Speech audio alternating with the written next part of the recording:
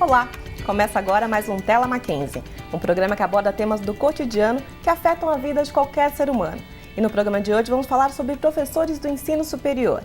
E para isso, eu recebo aqui no estúdio duas professoras. A professora Maria Lúcia Vasconcelos, do curso de Letras aqui do Mackenzie, e a professora Berenice Carpigiani, do curso de Psicologia também aqui do Mackenzie.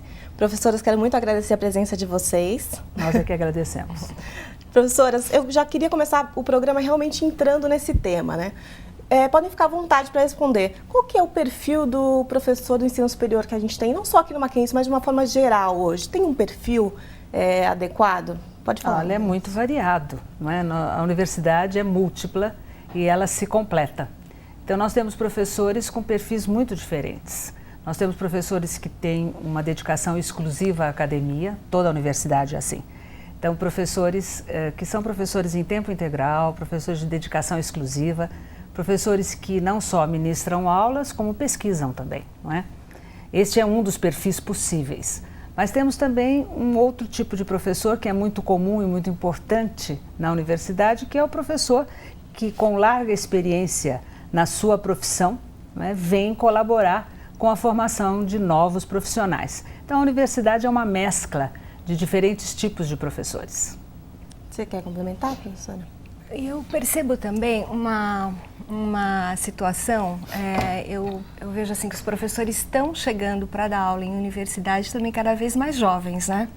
Então, assim, com uma formação muito consistente e muito cedo já com uma titulação e vem para essa área de trabalho que é o ensino, né, dentro da graduação, enfim, muito jovens. Não sei se você observa isso.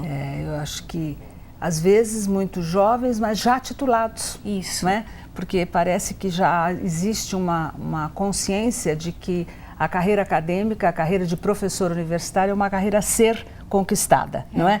Então, assim que terminam a graduação, há uma preocupação por grande parte desses alunos de fazer um mestrado, né? Primeiro uma especialização, depois um mestrado, quer dizer, já com vistas a uma futura carreira de professores universitários. Isso realmente é um dado novo. E acontece mesmo isso, a gente está recebendo gente mais jovem, mas muito interessante, né? Muito interessante, porque mais animados e com um grande percurso aí para cumprir. E porque vem também mais focado para a questão do ensino mesmo, né? E depois vai caminhando para a questão da pesquisa também, exato. Né? Eu acho que essa tendência é muito, então, um reflexo, né? Porque quando você tem aula na faculdade, então você se inspira em professores. Acho que isso tem também muito a ver, porque se você está falando cada vez mais jovem, os alunos já estão se interessando pela área. Eu acho que isso é um reflexo de que, né, a coisa pode estar indo bem. Eu acho que se por um lado existe isso que você afirma e é verdadeiro, né, que um bom professor, um bom exemplo de professor é um inspirador para que outros queiram a carreira de professor, por outro lado existe o reverso da medalha que é mais perverso. Ser professor da educação básica hoje não tem muita atração.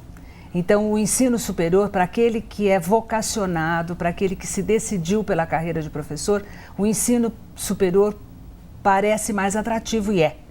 Então, existe também esse lado perverso da profissão, da desvalorização do professor da educação básica, que nós não podemos deixar de mencionar, e que acaba tendo uma interferência aí nessa escolha de caminho.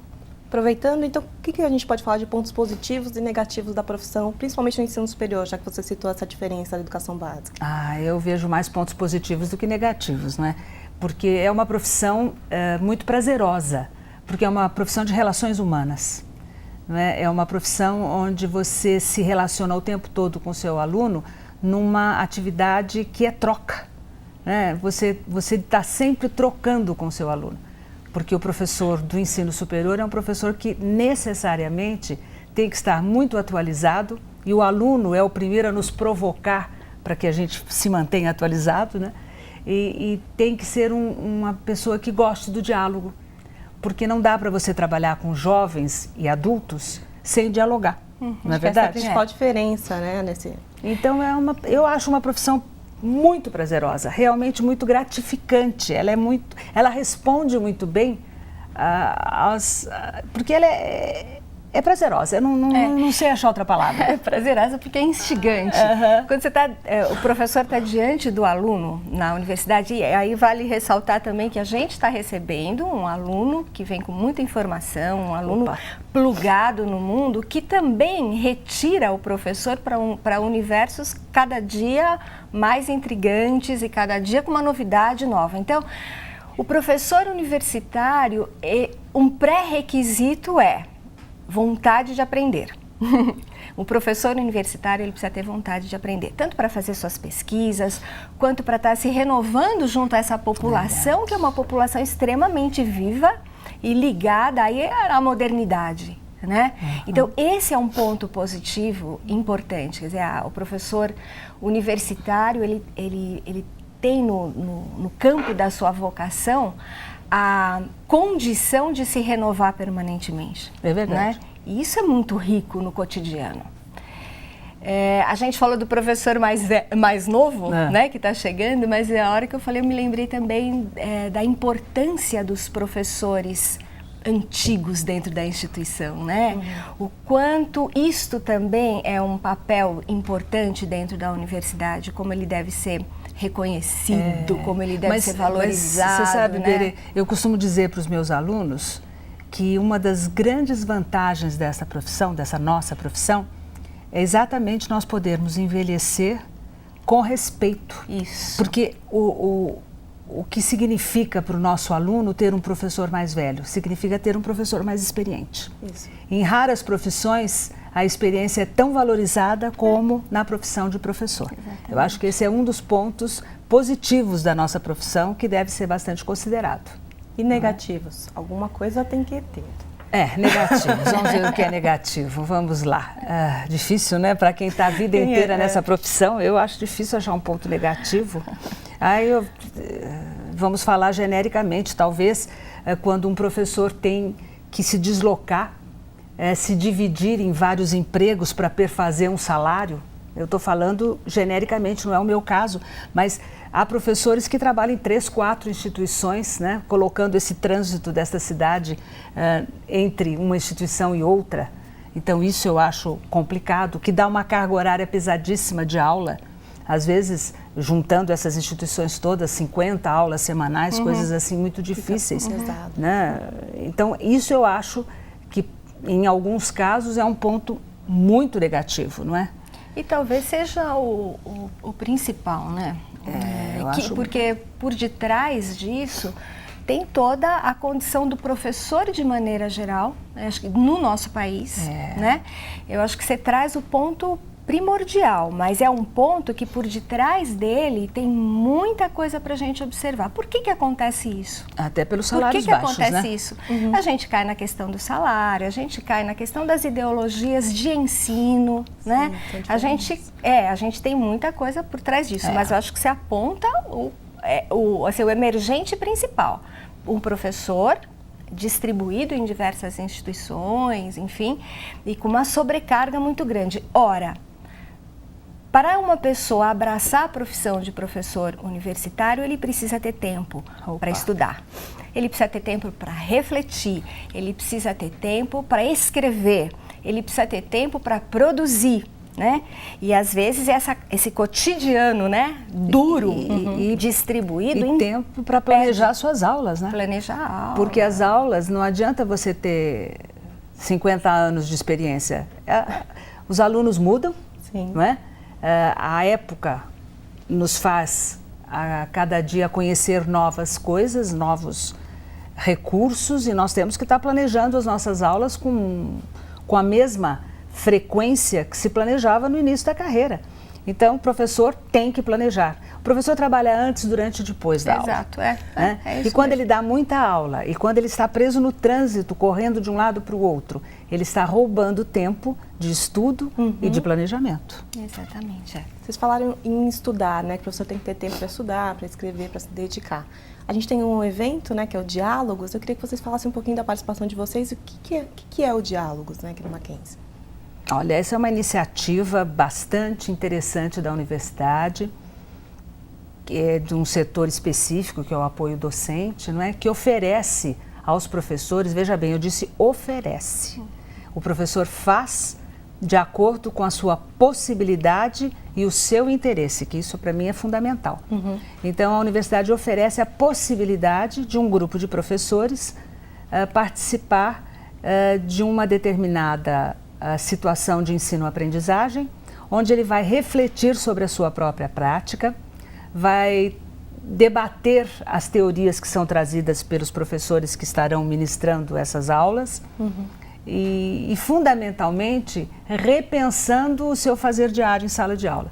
Quer dizer, essa oportunidade de repensar o que se faz no dia a dia é muito importante, porque você vai correndo atrás das suas atividades e dificilmente você para ver como é que estão as coisas, se você realmente está fazendo a contento. Esta é uma oportunidade de ouro, porque são professores que vão trocar experiências entre eles com o professor que organiza esse momento. Então, eu acho um momento muito rico e uma preocupação que a universidade tem em fazer com que os seus professores melhorem a sua prática docente, que isso, afinal de contas, é o objetivo final, não é?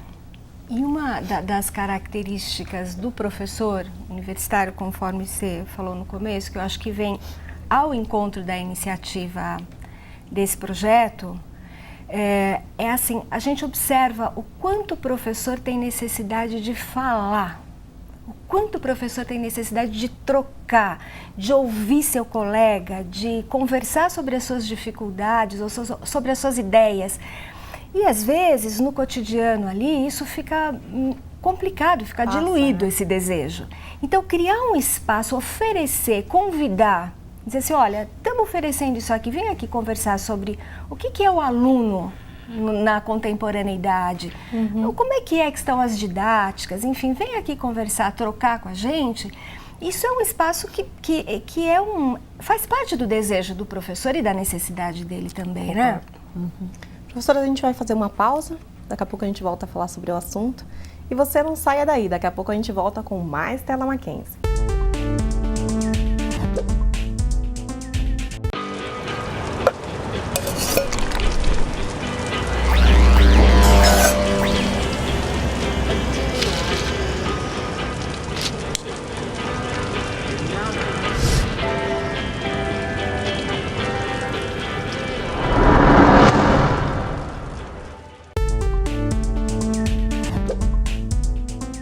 Estamos de volta com o Tela Mackenzie e no programa de hoje estamos falando sobre professores do ensino superior. E para isso eu recebo aqui no estúdio a presença de duas professoras aqui do Mackenzie, a professora Maria Lúcia Vasconcelos, do curso de Letras aqui do Mackenzie, e a professora Berenice Carpigiani, que é a coordenadora do curso de Psicologia também aqui do Mackenzie. Professoras, a gente estava falando no bloco anterior sobre o Diálogos, né? Me fala um pouquinho do que vocês oferecem no evento, cada uma especificamente, né? Bom, vamos tentar resumir, não é? O que a gente faz em 4 horas. Bom, na verdade, eu vou discutir com os nossos colegas a aprendizagem em sala de aula do ensino superior, não é? Discutir um pouco como é que se trabalha com este aluno real, aluno de hoje, e como é que ele aprende, não é? Existe um princípio da aprendizagem que é clássico e serve para todos os níveis, que a aprendizagem deve ser significativa para que ela ocorra. No caso do ensino superior, esse princípio é um princípio básico, fundamental.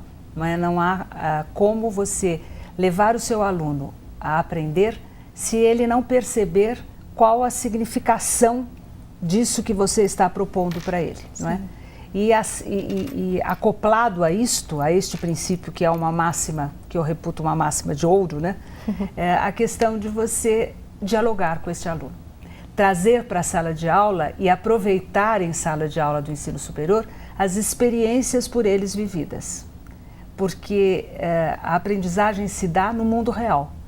Então, o professor universitário tem que ter isso em mente, que o aluno tem que compreender quais os objetivos que o curso tem, quais os objetivos que aquela disciplina específica traz, mas é preciso também que ele seja valorizado como indivíduo que é, um indivíduo já caminhando para a idade adulta, já caminhando para a sua autonomia intelectual, e ele tem que ser respeitado dessa forma.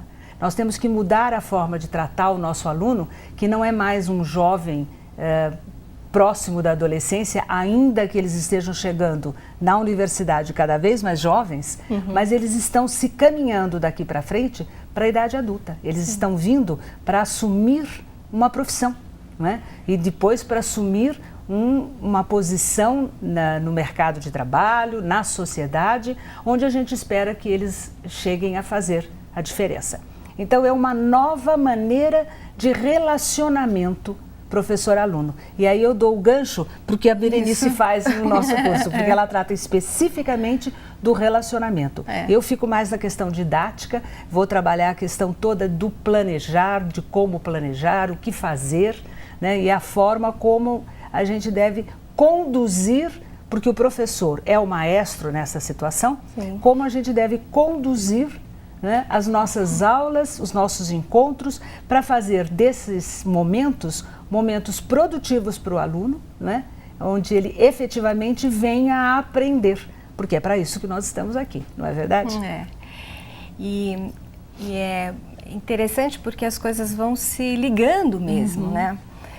O trabalho que a gente propõe é uma discussão sobre como é que é esse adolescente, porque ele entra na universidade com 17, 18 anos. Isso. Então ele está dentro ainda do conflito adolescente, caminhando para a saída dele. Quando ele sai da graduação, a gente entende que ele está começando já a ter uma condição de colocar o pé no mundo adulto e fazer as escolhas posteriores à graduação. Mas grande parte do tempo dele dentro da universidade ainda tem resquícios muito fortes do conflito adolescente. Então, assim, quem é esse jovem dentro da universidade? Como é que é esse tempo enorme que ele gasta, por exemplo, em relações virtuais, fora daqui, e como é que isso pode ser aproveitado aqui?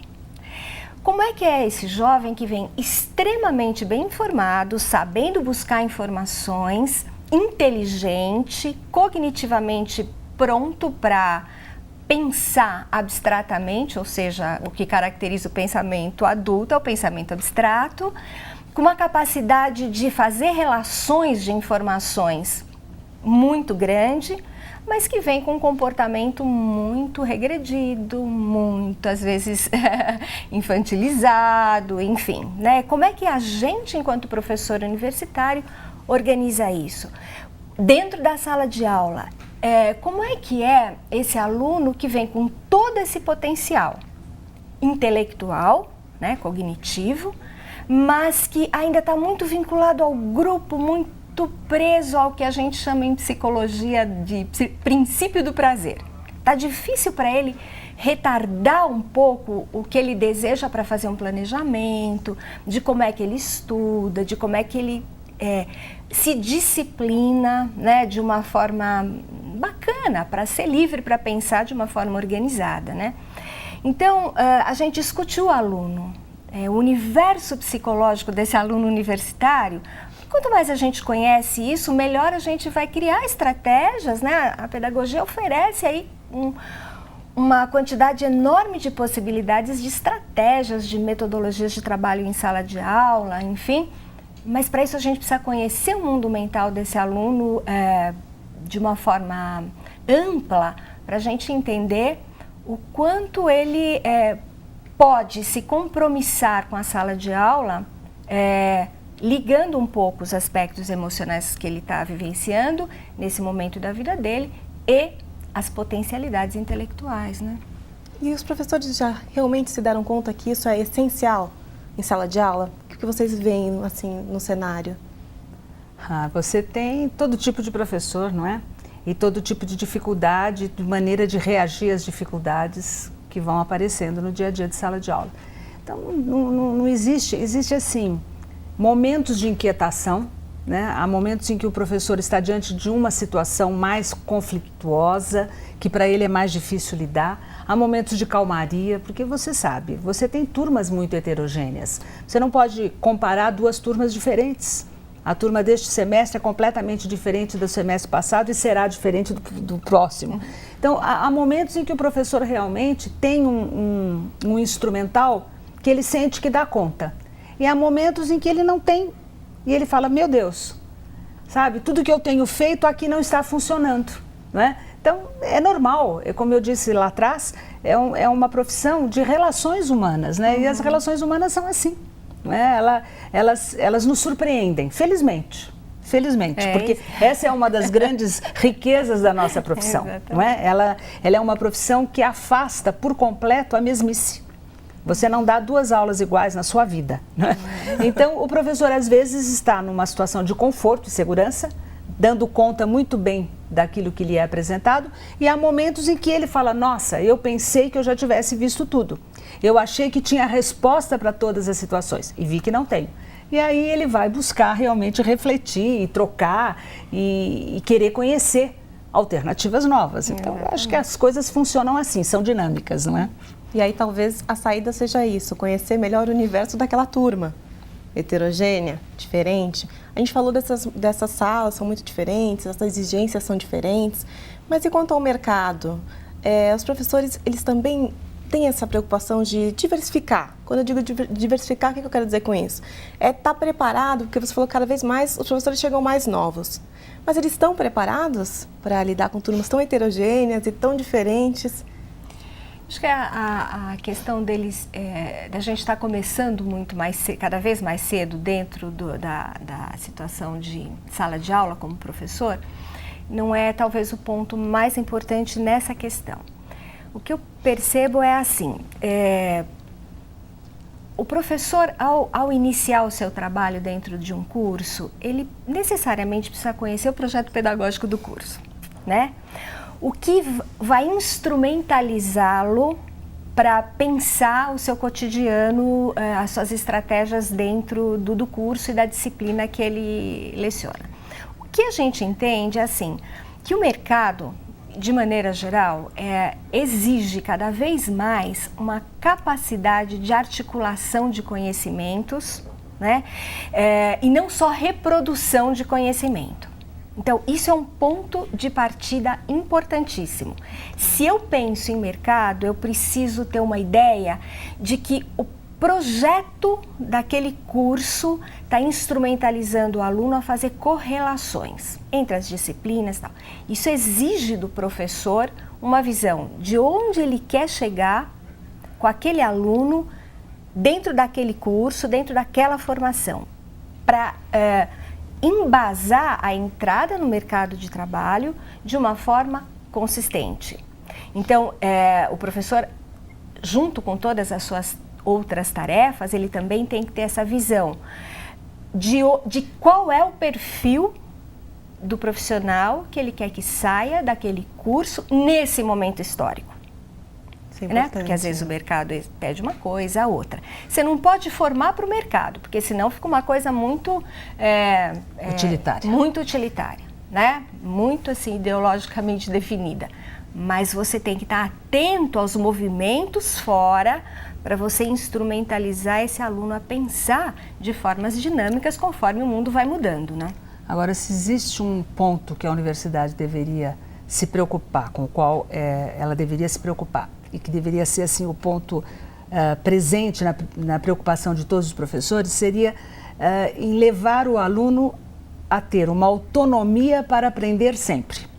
Porque o mercado é isso que você está vendo. Hoje pede uma coisa, amanhã pede outra. Exatamente. E quando você sai da universidade, você sai com uma bagagem que pode já estar defasada. E o mercado vai pedir outra coisa. Então, o que a universidade tem que fazer? Além de instrumentalizar com os conhecimentos básicos, dá uma autonomia para este indivíduo para que ele, no futuro, possa conhecer novas perspectivas e se apropriar delas, independentemente do professor, porque ele não terá mais o professor ao lado dele. Poderá até voltar à universidade para outras modalidades de ensino. Porém, essa deveria ser a nossa função, é aquele aprender a aprender, que acabou virando lugar comum, mas que é uma máxima presente e necessária. Nós temos que deixar o nosso aluno com autonomia epistemológica, não é isso? Uma curiosidade eterna. É isso que a gente deveria despertar em todos os nossos alunos. Sai gostando de aprender, tendo prazer, né? Na aquisição permanente, na curiosidade, pelo mundo, pela tecnologia, pelas metodologias de trabalho nas diferentes áreas, né, que a gente vai formando, né? Professoras, infelizmente, nosso tempo está acabando. Realmente é um assunto que tem muita coisa que pode ser falada, tem diversos aspectos que a gente pode abordar, né? Mas eu queria agradecer, Maria Lúcia, muito obrigada pela sua presença. É um prazer para mim. E Berenice também, muito obrigada. Eu que agradeço. Muito obrigada. Espero recebê-las novamente. E o Tela Mackenzie está chegando ao fim. Se você quiser saber nossos horários de exibição e saber mais sobre o programa e outros programas da nossa grade de horários, entre no nosso site www.tvmackenzie.com.br. Até mais!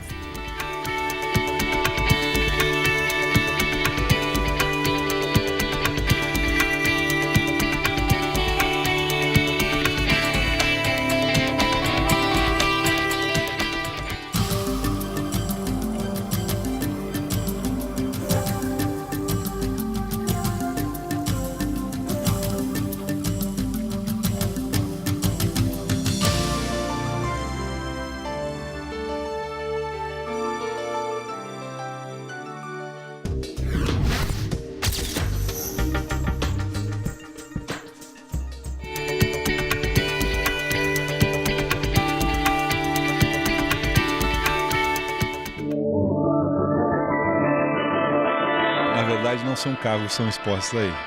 Sabe o que são? São aprendizado para os alunos. Os detalhes chamavam a atenção. Combustíveis alternativos, novas tecnologias e designers inovadores. Criar um carro não é tarefa fácil, envolve muitos profissionais, desde a concepção até a venda. Pensando nisso, o Mackenzie realizou o Renault Experience, uma parceria com a marca francesa que envolveu profissionais e estudantes das engenharias, publicidade, desenho industrial e administração. Nós estamos pegando a suadeira e mostrando como é que foi desenvolvido esse carro, a realidade para eles, então, que estão aí vendo o conceito, estão vendo eles estudando o que é uma pesquisa, estudando o que é um processo, agora eles vão ver de verdade. Nosso grande objetivo com isso, o que é?